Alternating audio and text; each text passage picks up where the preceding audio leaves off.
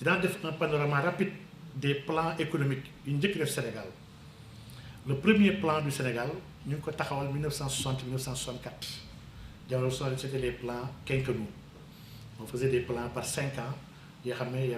y avait la programmation, il y avait des objectifs yu gars yi amoon. su ma jëlee premier plan ak deuxième plan, le deuxième plan 1965-1969 ñoom ñaar en moyenne li ñu produire décennie boobu la décennie 1960-1970 c'est 2% de croissance en moyenne. Donc le Sénégal n'a pas connu de croissance. Ils ont fait des méthodes, ils ont accompagné le monde rural, ils ont injecté de la liquidité, ils ont fait beaucoup d'actions sans aucun résultat. 2%, mooy la croissance moyenne entre 1960 et 1970. Ñu dem ci le troisième plan bi nga xam ne 1970-1974 ak le quatrième plan de 1975-1979 ñaari plans yi ils sont marqués réellement ci ay crises yu doy waar Sénégal doon dund. jamono boobu sécheresse amoon na dans les années 70 anciens yi fii ñoom dañu xam sécheresse boobu.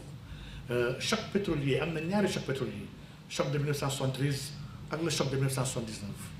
Il y a eu la création de beaucoup de structures publiques. État Sénégal créé na lu bëri ci ay entreprises yi xam ne non performantes ndax on a créé des entreprises sans pour autant bàyyi xel lan mooy seen ay mission dëgg-dëgg ak lan mooy objectif yi ñu am si ñoom. Il y a eu une gestion d'État, une vision socialiste de ces entreprises alors que da leen yónni woon dans le secteur marchand, le secteur libéral bi. Donc résultat économique yu décennie bi am 1970 ba 1980 à peu près moog zéro yam. Ba tey il n'y a pas eu de croissance, il n'y a pas eu de développement, on n'a pas réglé, même l'autosuffisance alimentaire, on n'a pas pu régler. Avec 4 plans de 1960 à 1980, on n'a pas réglé les problèmes yi xam ne ñu hérité woon de la colonisation. Donc on def nañu 20 ans sur place bi nga xam ne bougé wu.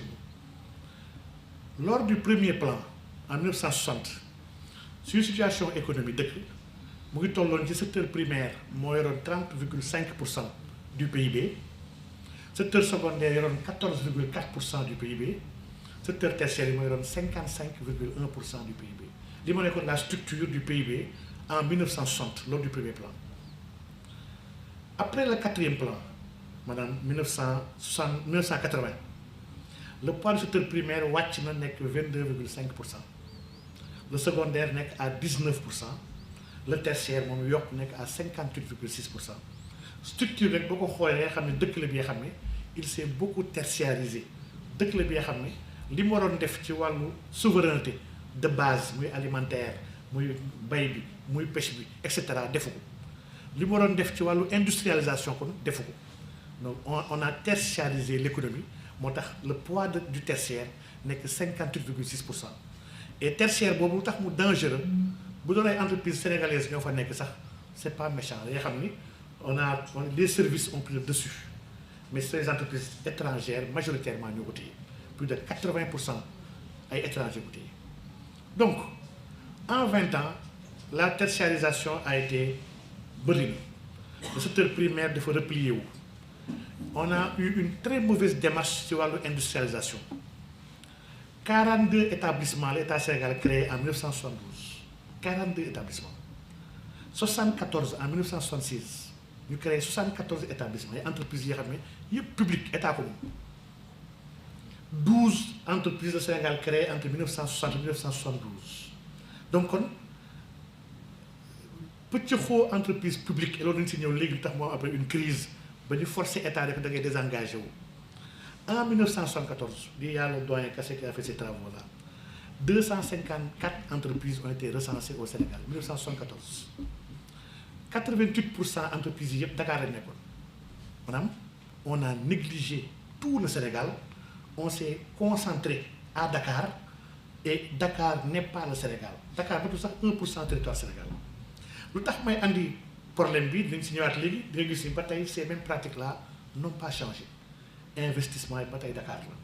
la, entreprise yëpp ba tey Dakar la, les régions nekk ci précarité bi nga xam ne moo ñuy jural instabilité bu ñuy am. L'exode dafay gën a bëri ñu ngi daw les terres et cetera. Donc 254 entreprises en 1974.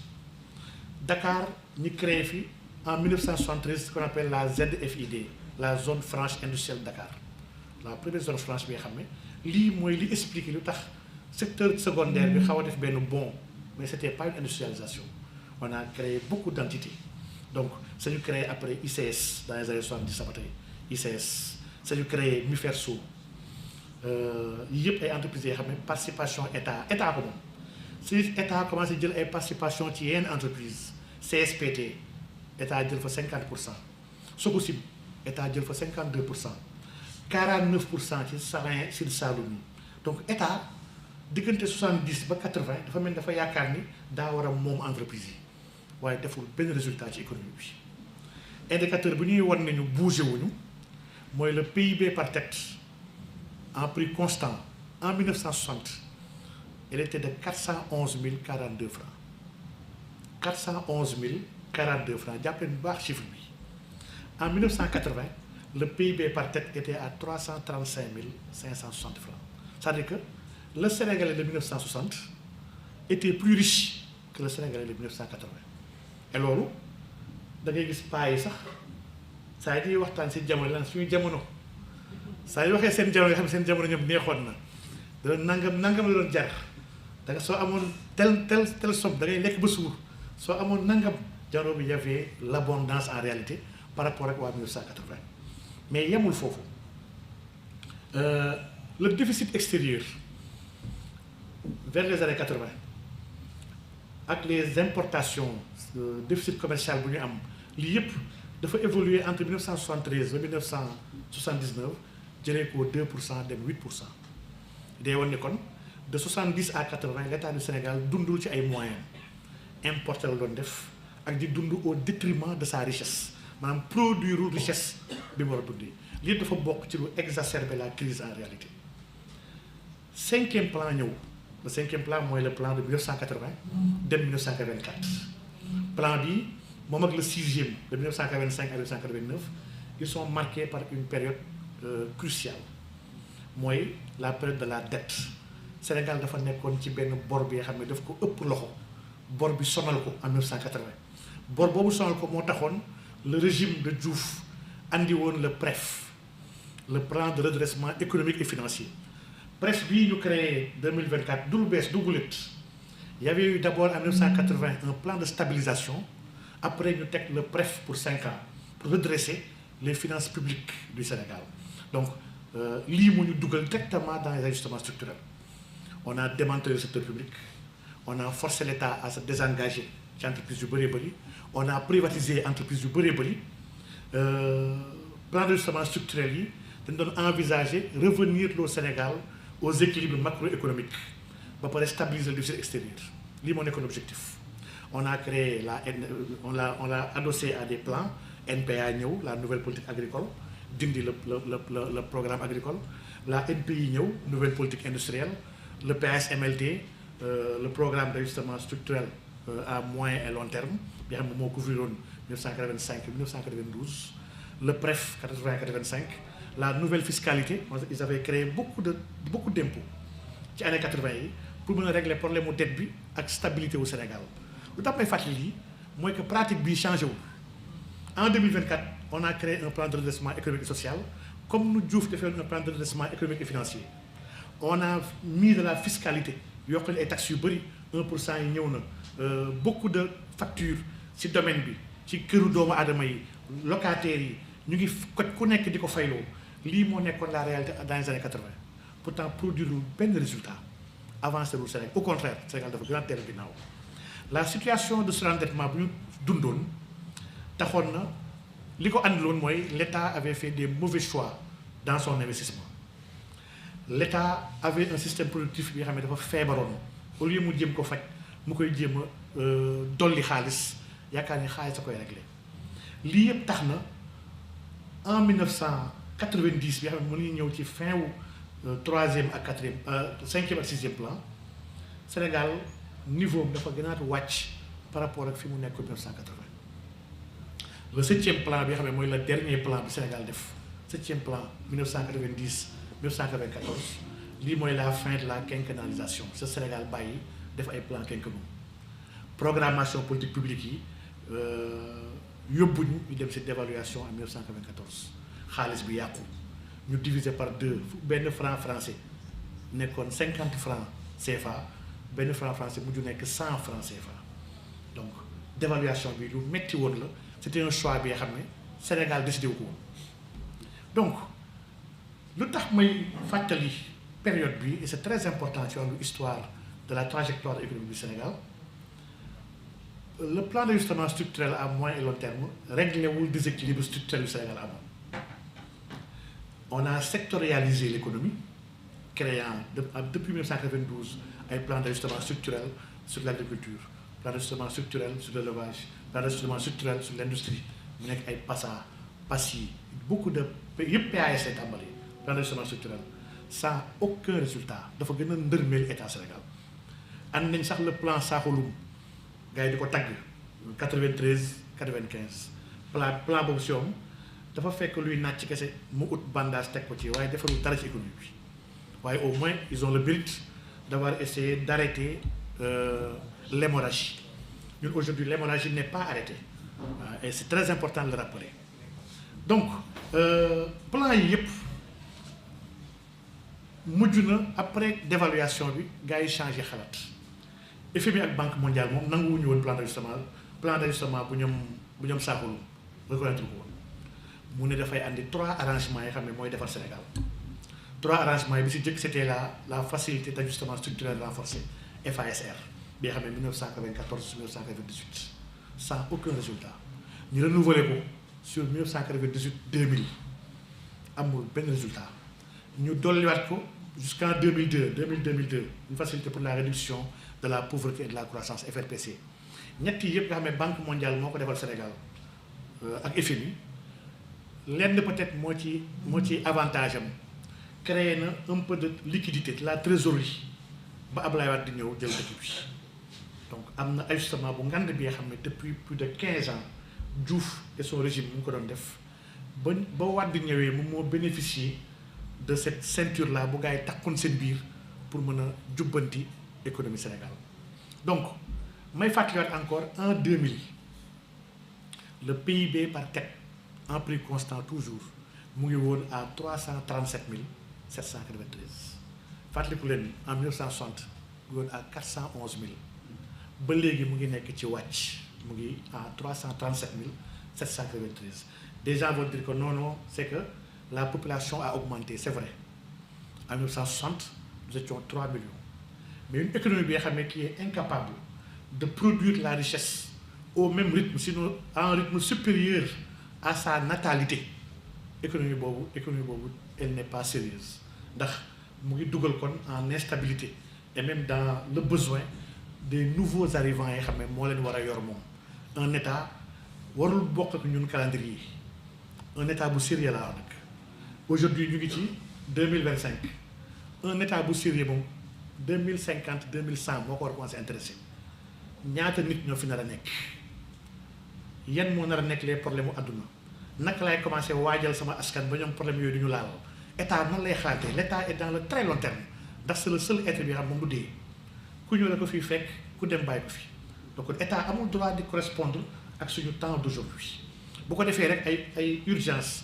ak ay futilité lay régler mais du régler dëgg-dëgg li nga xam ne mooy war a saafara dëkk bi. Donc, l'ajustement sous la doctrine des institutions de Bretton Woods, elle n'a été ni pertinente ni efficace. Ce qui est le résultat, si nous avons analysé lépp lu ñu def en politique publique de 1960 ba 2000, lii mooy suñu conclusion. Vraiment, yàq na pouvoir d'achat sénégalais yi, wàññi na richesse sénégalais yi ndax on a privatisé des joyaux yi nga xam ne ils pouvaient être rentabilisés mais ñu force Sénégal mu bàyyi ko. Chaque fois damay joxe exemple Sonatel exemple bu patent la. Sonatel ak Poste ils sont liés depuis la colonisation on parlait des PTT ba ñëw à l'indépendance on a créé office en 1960 office moo xewoon on a créé l'office des postes et des télécommunications OPT boobu dem na ba 1985 avec la balkanisation on a fractionné créé l'OPCE l'office de la poste et de la caisse d'épargne bi nga xam moo géré activité postale yi ak caisse d'épargne ba pare créé Sonatel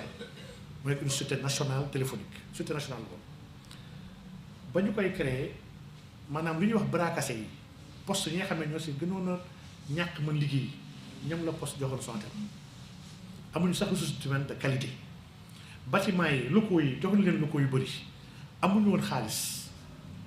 pourtant ñëpp xamoon nañ ni à l'horizon 2000 télécom mooy secteur bi nar a ëpp xaalis waaye terewul waa FMI ak Banque mondiale fexe nañ force Sénégal pour mu privatiser li nga xam ne moo ko doon andil ëllëg alal c'est pas le seul dans tous les pays ils ont fait la même chose le FMI ak la Banque mondiale musuñu liggéeyal état yi ils travaillent pour le grand capital te lay xool ne la lii instant yi doxul jaay ko ñoom si ginnaaw am nañ seen ay partenaires yoo xam ne ñooy wax ne demal jënd mbir mële dina doxi ji donc ñoom ils travaillent que pour forcer état yi ñu fay seen bor c'est la seule chose qui les intéresse donc les plans d'ajustement structurel ont eu des limites yu bëree bëri nga xam ne jarul ñu si ñëw les limites vraiment la théorie de l'absorption la gars yi tëkkaloon sur la politique keynésienne lu bëri lu ñu waxoon ça c'est pas avéré exact ndax l'environnement économique des pays sous-développés ak l'environnement économique des pays développés bokkuñu duñu benn mun ñu jël leen rek doxoon fee doxal ko fii c'est comme ku xool Birane xool yére Birane rafet ne Birane jox ma yére ma sol ko jox ma sa mesure ma ñëw yére bu mel noonu te ñaar tolloowu leen lu yére bi rafet ci Birane su ñëwee ci yow rafet ndax balaa moo rafet nga xool sa mesure yow ba pare jël modèle bu Birane ñu ne dañuy jël modèle jëlaale mesure bi teg ko si suñu dëkk moo ñuy andi ay jafe-jafe donc après 2000 le Sénégal s'est libéré ñëw ci alternance l'ajustement a été fatal comme je l'ai dit il a été catastrophique pour le Sénégal depuis 1997 le Sénégal njëkk teg son premier plan de lutte contre la pauvreté PLP 1997 PLP yooyu ñoo dem ba après 2000 ñoo nekk les DSRP les documents stratégiques de réduction de la pauvreté ñoo am DSRP 1 bu couvrir la période de 2002 2003 ba 2005 ak le DSRP 2 bu couvrir la période 2007 ba 2006 jusqu'à 2010 DSRP yi ñu lonk ko si encore ba tey SCA yi la stratégie de croissance accélérée qui visait le doublement du PIB en 10 ans mais en 10 ans on a doublé en 2 sur PIB li tamit on n'a pas pu le faire maanaam dama la bëgg expliquer ne plan yi ñu def Sénégal yi benn réussir aussi et au lieu ñu woon créer yenn plan yu bees yoo doon toog xalaat lan moo tax suñu plan yi du réussir parce que avant ngay jéem a defaat leneen war nga xool fan nga juumee ak lan mooy say erreur nga bañ ko répéter ñun l'État du Sénégal répète les mêmes erreurs depuis 1960 ba tey jii donc la Banque mondiale andi benn stratégie d'assistance pays bi ñuy wax le CAS pour accompagner Sénégal pour mën a atteindre les OMD ndax après 2000 OMD yi moo xewoon les objectifs du millénaire pour le développement Sénégal on n'a pas atteint les objectifs moom loolu y a des évaluations yoo xam ne def nañ ko on l'a pas atteint li garaaw ci PIB par tête bi moom laay ñëwaatee encore pour daaneel la période libérale en 2015 le PIB par tête a pris constant bu Sénégal mu doon à 394 047 francs toujours pas au niveau de 1960 411 000 par tête ñun nag par rapport ak 337 000 bi ñu jógee 1980 c'est-à-dire que entre 1980 ak 2015 y a eu benn bond mais ba tey avancé wuñu ba tey on n'a pas dépassé au niveau lii lan moo ko war a expliquer nga xam naa laajte bi nga xam ne après dañ si ñëw yéen laay xam nga expliquer lu tax on a fait du surplace de 1960 jusqu'en 2015 alors que d'autres pays ont multiplié par 10 wala par 20 wala par 40 seen PIB par tête ñun ils ont construit la richesse au plan national ñun on n'a pas fait ñun on s'est appauvri de 60 à 2025 bi on s'est appauvri plus qu'on s'est enrichi donc le troisième DSRP en réalité moom mooy la SNDS bi xam ne lañu taxaloon depuis 2013 2017 la stratégie nationale de développement économique et social après loolu migré nañu créer ce qu'on appelle le PSE muy le cadre bi nga xam ne moo doon dem pour horizon 2035 PSE bi nga xam ne qui a été décliné en PAP des programmes des plans d'action prioritaires yi nga xam ne PAP yooyu c'est des PAP yi nga xam ne de 4 ans chaque 4 ans on actualise un programme d'action pour mën a atteindre objectif yi PAP yooyu actuellement nous sommes au PAP 3 ndax PAP 1 lañu def 2014-2018 def PAP 2 2019-2023 PAP 3 moo doon nekk 2024-2029 wala 2028 en 2000 corona ñëw ñu def PAP 2A un PAP bi nga xam ne avec 2A mooy ajusté et accéléré pour mën a faire face avec le programme bu ñu amoon de résilience donc lii yëpp ba tey nous sommes dans la même logique économique logique bi ba tey changé wul paradigme bi tamit changé wul moo tax benn résultat amu ci sauf ay chiffres yoo xam ne ñu ngi koy wax ak ay bénéfices yoo xam ne ay entreprises étrangères ñoo koy am lii mooy la réalité économique du Sénégal léegi nag la crise économique pour entrer dans son fond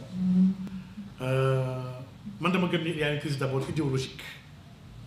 parce que nous sommes dans une incohérence avec les bases constructives du Sénégal ak la démarche politico-institutionnelle maanaam ñun nous fonctionnons ba tey comme une néocolonie lan mooy néocolonie mooy benn colonie bi nga xam ne habitude yu mu amoon jamono ba ñu koy not moom ko habitude yooyu ba tey changé wu ko bàyyeewu ko ñun bi ñu tubaab bi moom colonie bi daf ko moomoon pour di ko jariñoo dafa bëggoon colonie bi nekk benn genre fu muy jaayee ay matières premières am fu muy jëlee ay matières premières fi nga xam ne ñoom du ñu am benn industrie lépp ñu soxla dañ koy commandé ci moom mu jaay leen ko donc ñun schéma yi ñun ba léegi on les a pas répudiés ba tey defaruñu dara suñu bopp le Sénégalais préfère jënd puso bu ñuy defaree Taïwan ka xalaat naka la ñu war a defaree puso Chine le Sénégalais consomme beaucoup de choses yoo xam ne suñu quotidien la vélo moo ci gën a ndaw bëgguñu am usine defar vélo on ne veut pas au contraire le made in maanaam du ñu defaree bitim réew moo ñu gënal lu suñu waa réew defar xale yi si bëri boo leen andilee dara leen di made in USA la ak lu ñu defee ngaay sur 10 xale leer na ma ni 9 yëpp made in USA la ñu jël li jógee ngaay jàppandi baaxul man dans le logiciel néocolonial dañoo gëm ni lépp lu nit ku ñuul defar baaxul lu tubaab defar moo gën a sérieux donc lii logiciel la bi nga xam ne tant que dindiwuñu ko pas parler de développement en réalité waaye on est tamit dans une crise de doctrine ñu ne ñoom une instabilité des méthodes ci dëkk bi ni muy liggéeyee kenn ku nekk dafa bëgg réinventer la roue en réalité maanaam y a pas de continuité boo demee dëkk tubaab yi ñoom dañuy am consensus sur beaucoup de choses waxtu bu jotee rek imam Ablaye bu waxtu bu jotee rek nga fàttali donc dafa am des choses yoo xam ne sax d'ordre national homme politique yi bu ñu ko yoree ñoom bu ñu ko xaar ñoom kese le New Deal ba Roosevelt doon taxawal États-Unis def ko moom kese ak waa partem dafa jàpp ni maa ngi engagé États-Unis ci benn mbir bi nga xam ne mun na am mu def 20 ans mun na am nekkul maa fi war a nekk en 20 ans waaye il faut ñu am benn consensus bi nga xam ne même suñu parti bu wàccee parti bu mënti ñëwit du ko dindi ndax dañu xam ne intérêt États-Unis la France Norvège Suède dëkk yëpp dañoo am des consensus transmandat maanaam lii may def nii kat sama mandat am na wàllu ma ciy def waaye am na benn wàllu bu bëri bi nga xam ne après sama mandat la moo tax waruma ko tënk man kese damay woo toute la classe politique leen kaay dem woo société civile bi woo partie prenante yi secteur privé ñëpp ñu leen li ñu fas yéene def fi ñuy dugal Sénégal dans 25 ans kaay leen ñu valider donc comme ça kenn du ko dindi ndax dëkk bu am plan bu ñu mën a doxal 25 ans sans laal ko dëkk boobu dina avancer waaye bu Samba ñëwee teg plan 25 ans 10 ans mu def ko Macky c'est le cas de ma mën naa joxe kaaw Macky en 2012 la ñëw andi yoonu yokkute moom xamoon na ne yoonu yokkute bi du yokk dara Sénégal xamoon na ko heureusement il a été très conscient gis ni y a pas de croissance on ne crée pas de la richesse mu ne foog mu dem uti leneen lu gën a sérieux mu dem uti ji PSE bi 2013 la ko am PSE bi waroon doxal Sénégal à l'horizon 2035 yàlla def na ni en 2024 il a perdu le pouvoir le premier réflexe bu ñu ko remplacer am en 2024 mooy dindi PSE andi benn seen bosu bopp ñoom ils sont là actuellement am nañu mandat wu 5 ans mën na am 2 mandats 10 ans SND 2050 la ñu taxawal amaana dina am kenn ku ñëw mun na am après 2 mandats yi wala après benn mandat bi ne man tamit SND bi ça ne me concerne pas damay andi sama plan bopp mu dindi ko defar tamit référentiel bu xam maanaam éternel recommencement bi pays africain def bokk na ci li nga xam ne du ñu avancer il faut que nit yi yëg ni lii ma yor di ko doxal moom ma ko Sénégal yëpp laa ko bokkal et que su ma ciy xalaat pour mu mën a sax il faut ma impliquer tout le monde ba ñëpp d'accord si ñu voté ko def ko loi président bu mënti ñëw après même si quand tu perds le pouvoir kenn du ko laal ndax c'est l'intérêt supérieur de la nation moo lay engagé loolu la tubaab bi laa jàppe moom ñu rawee africains yi les africains kenn ku nekk il veut faire lui-même le monde dama koy xool ba ci intellectuel yi moo tax may saluer ñoom docteur ak Ousseynou la coécriture c'est rare sax suñu intellectuels yi bindandoo ay téere da ngay woo kenn ne ko kaay ñu bindandoo sur tel thème moom daa jàpp non kii soo bindandoo moom man tur bi ma am dafa bëgg utiliser sama tur au lieu mu réfléchir ci xam-xam bi ñu war a joxe réfléchir na non kii siwul man maa gën a siw suñu bindandoo yi dafay am dafay sama buzz la bëgg jël bindandoo ma ak moom chacun écrit seul alors que dans des domaines buñ ci amul une vision pluridisciplinaire am lii économie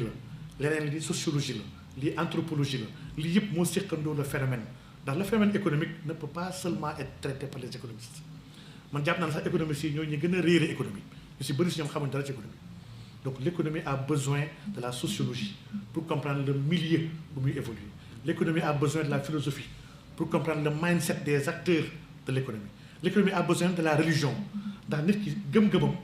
dafa déterminant ci économie exemple lay joxe mooy quelqu'un bi nga xam ne dafay projeter di def étude de marché pour installer benn c'est pas benn dancing wala benn entreprise loto kooku bu bàyyil xel gëm-gëmu fi muy dem mais ay projection mën na daanu àllu ndax am na ay diine yoo xam ne ñoo jàpp ni dafa arabe waruñu ko def donc quel que soit son plan quel que soit le business plan bu ñëwee dans une société musulmane bu ko fa installé dafay échouer du gagner parce que xalaatu l'idéologie maanaam la religion dafa prédominer sur l'économie kii balaa muy jënd dafay xool nag sama diine may na ma ko donc il y a beaucoup de facteurs qu'on doit analyser pour mën a construire lu war a mën a jëmale kanam dëkk. Il y a une crise du capitalisme aujourd'hui le capitalisme est essoufflé dafa nekk situation bi nga xam ne surtout après Covid bi instant yi àdduna bi yëpp ci ndër melu la jëm tant que recomposé wuñu le modèle ndax le modèle actuellement egg na à terme Marx moo doon wax naan toute organisation détient en elle-même les germes de sa propre destruction capitalisme dina dee de par elle-même et il nous faut inventer un nouveau modèle boobu ban modèle lay nekk ndax dañu war a dellu ci socialisme ndax dañuy xool le progressisme ndax dañuy xool l'islam man sama bopp man de sama gëm-gëm ci wàllu googu moom c'est juste mon choix est vite fait man dama gëm ni on a essayé tous les modèles dans ce monde là ñëpp ils ont échoué essayé nañu capitalisme moo fi nekk ba tey il n'a pas réussi à régler les inégalités tey la fracture sociale gën a bëri tey la pauvre yi gën a yokku rien qu'au Sénégal bi rek dernière enquête bu ñu am ñun on a plus de 6 millions de personnes yoo xam ne qui sont pauvres on a 57,3% des Sénégalais qui sont dans l'extrême pauvreté lii mooy statistique yu ANSD sur la dernière étude sur la pauvreté au Sénégal donc vraiment modèle bi nga xam ne dafay créer aussi ay inégalités yu ngandee nii su jëloon àdduna bi tey jii 10 personnes yi ëpp alal ci àdduna bi seen alal boo ko boolee moo ëpp genn wàll àdduna bi li ñuy gagné aujourd'hui àdduna bi ñoom ñu ngi ak 8 milliards boo jëlee revenu yu 5 milliards des populations les plus pauvres du monde seen revenu boo ko boolee ak 10 personnes yoo xam ne ñoo ëpp alal ci àdduna bi 10 yi ñoo ëpp alal nga xam ne kon inégalité bi dafa catastrophique il nous faut réfléchir sur un modèle beaucoup plus équitable un modèle bi nga xam ne dafay intégrer une redistribution des ressources et des richesses un modèle bi nga xam ne dafay régler la fracture France bi Sénégal jël def ko bàjjen lu ñu doy di am nañu xalaatu ñoom sur la redistribution actuellement sooy xool seen parlement weer ñu génn yëpp ils sont en train de débattre sur la taxe Zuckman une taxe bi nga xam ne dañoo war a taxer les plus riches les ultra riches dañoo war a taxer davantage pour mën a dimbali les pauvres parce que dëkk bu mel noonu nag y a au moins des mécanismes yi nga xam ne comme la RSA comme d'autres mécanismes yi nga xam ne dañuy fay ñi nga xam ne amuñu revenu donc ñun la gën a yee ñu xalaat comment accompagner et dafa mel ni jàpp na de li dañuy dagg julli ñëwaat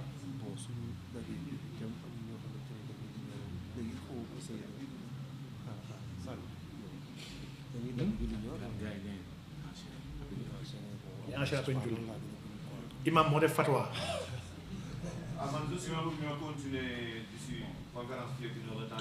waaw dina jeex d'ici 30 minutes sax maximum dina jeex waaw macha allah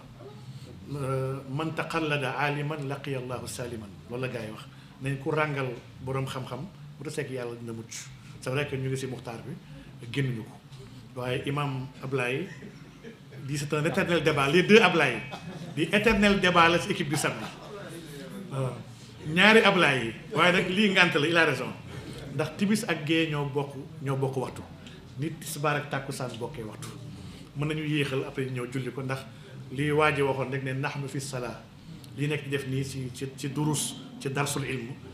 ci julli la bokk. donc pour aller vite pour ñu mën a gaawal donc crise du capitalisme bi donc crise la bi nga xam ne c'est une base de la crise actuelle de notre système économique. Mais il y a une crise aussi liée à l'incapacité de notre pays à relever seul les défis qui interpellent son existence. Aujourd'hui, voilà un pays bi nga xam ne mënul nee na mënul am na ay ndawam nee na sama ndaw yi dëkk la moyenne d'âge 19 ans la donc dëkk bi il est conscient que la majorité de ma population sont des jeunes. Sur la question de l'emploi, tous les régimes qui sont succédés ont échoué. Kenn moo mujjee song emploi te il a eu l'honnêteté muy maître Abdoulaye Wade il a eu l'honnêteté en 2011 ne man j'ai vu que créé naa instrument yu bëri ut naa ay mécanismes de financement des jeunes créé naa beaucoup de choses mais j'ai pas réussi la question de l'emploi des jeunes il l'a admis. Mais tous les autres chefs d'État yi fi jaar wax nañu amoon nañu yitte ak yéene mais ils n'ont pas réussi. ma dox ma sax question emploi ñun on a un problème à respecter nos engagements et nos objectifs. Semaine bii damay waxtaan ak sama benn xarit ñuy waxtaan ci les 100 000 logements du programme de Macky Sall. 100 000 logements yi Macky Sall daf ko lancé ñu théoriser ko inaugurer ko wax ci lu bëree bëri mais en 2024 bu ñu évaluer ñaata kër la ñu defar ci programme 100 000 logements yi matul 1500 maanaam matul 1500 bu ñu defoon sax 50 000 logements dinaa ko ne ah macha allah l'objectif a été on l'a atteint à 50%. ñu commence à réfléchir si quelles sont les causes de non atteinte, comment escalader ce problème-là. Mais quand on fait 1200 logements, si on a un objectif de 100 000 logements, mais c'est problématique. Et le régime actuel revient dans ce même problème. Il y a un programme de 100 000, 500 000 logements. Nous avons 500 000 logements. Et vraiment, qu'est-ce que madame, naka la ñuy jëfandikoo li ñu bëgg def ni li ñuy defi ba pare wax naka lañ koy defee lii moom jàpp naa ni mooy le débat de fond. Il est très facile nga ne man am naa projet wu 1 million de logements c'est facile mais 1 million de logements yi financièrement noo koy defee foo jëlee xaalis bi yow nee nga amoo xaalis techniquement yan instrument technique nga am yoo xam ne ñoo mën a defar kër yooyu ban qualité kër la ak koo koy defaral ndax ki ngay defaral bu amul pouvoir d'achat naka la koy jëndee bu dee yaa ngi am système bi nga xam ne moins de 500 000 personnes ñoo am un travail formel dans ce pays suñu population active bi nga xam ne qui dépasse 12 millions mais lii c'est extraordinaire. On a une économie bi nga xam ne qui ne fait pas travailler tout le monde li ëpp ci nit ñi liggéeyuñu et lii absence de pouvoir d'achat bi am na lu mu war a xalaat loolu. Donc les crises économiques moom il y a 6 ouvertures yu gars yi di am. On peut voir la crise sur sa dimension sectorielle. Quand il y a crise ban secteur moo nekk en crise.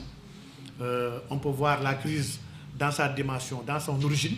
maanaam des crises importées. Parce que des fois une crise dina walangaan damay joxe toujours exemple corona bi rek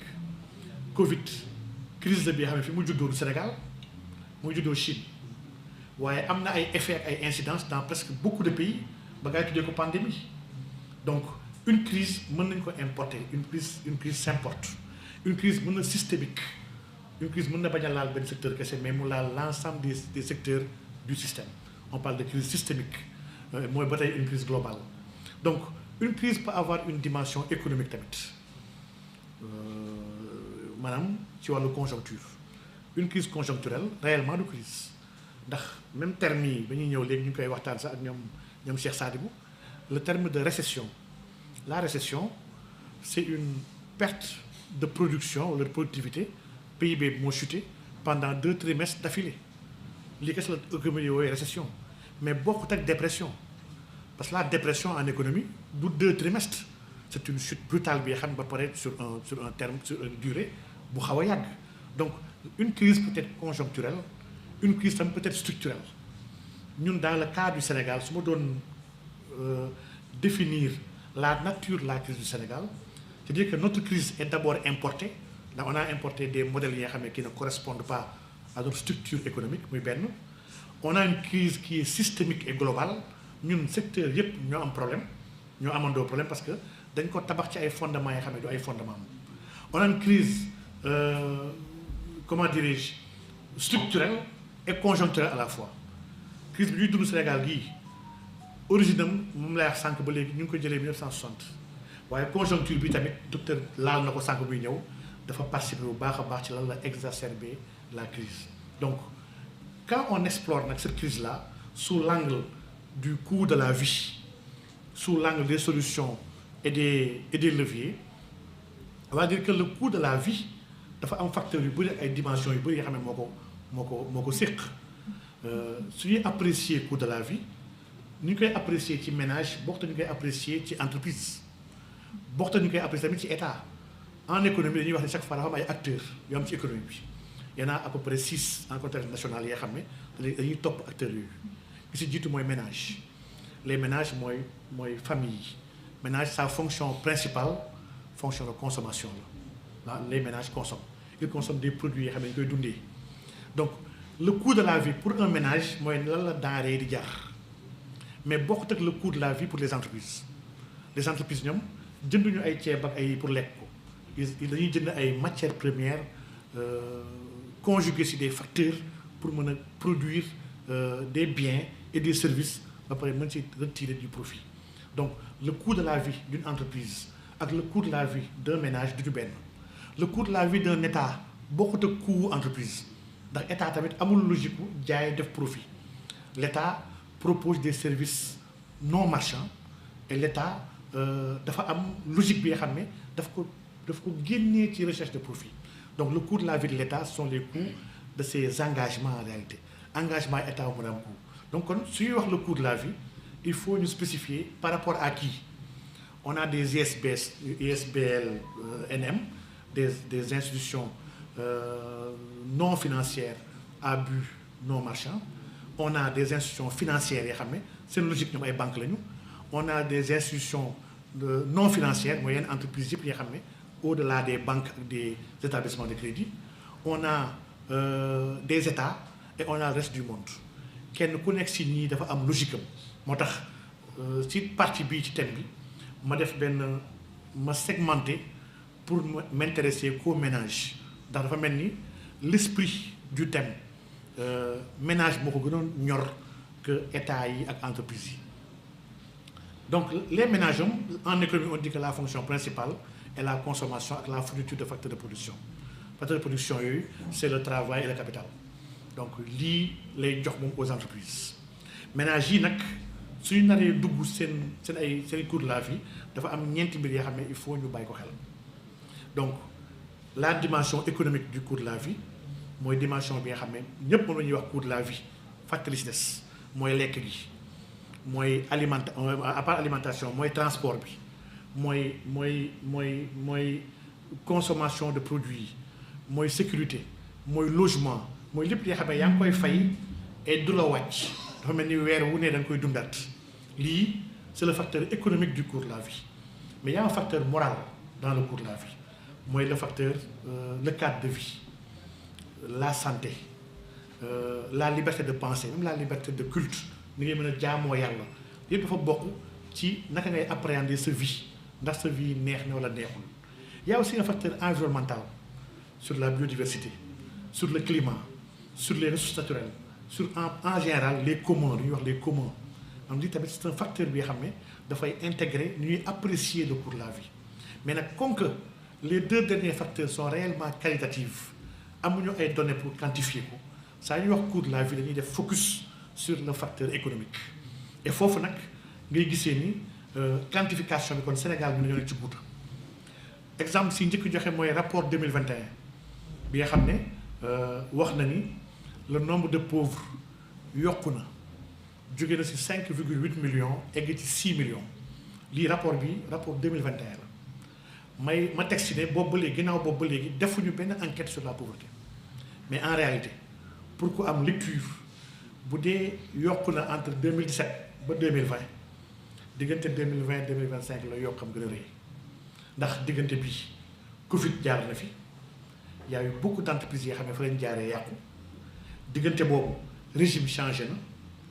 annulé ay contrats yu bëri bëri yi nga xam ne contrats yooyu perturbé na ay entreprises appuis sociaux amoon na ndax y a des bourses yi nga xam ne qui étaient dédiées à des personnes vulnérables ñu dagg bourses yooyu nga xam ne dafa woon impacté plus de 400 000 familles en réalité yoo xam ne daanañu am as tuut bi nga xam ne daan leen mën a dimbali ñu faire face à leurs obligations quotidiennes donc lii yëpp boo ko xoolee xool les contrats xool le BTP xool les entreprises médias xool les grondes yi am yëpp yi nga xam ne les fiscalités yu gars yi yokku ba mën a wàññi pouvoir d'achat ménage yi en réalité kon les pauvres de 2021 à 2025 en réalité yokku nañu et on doit s'intéresser aujourd'hui ci ban proportion la yokkee ndax aujourd'hui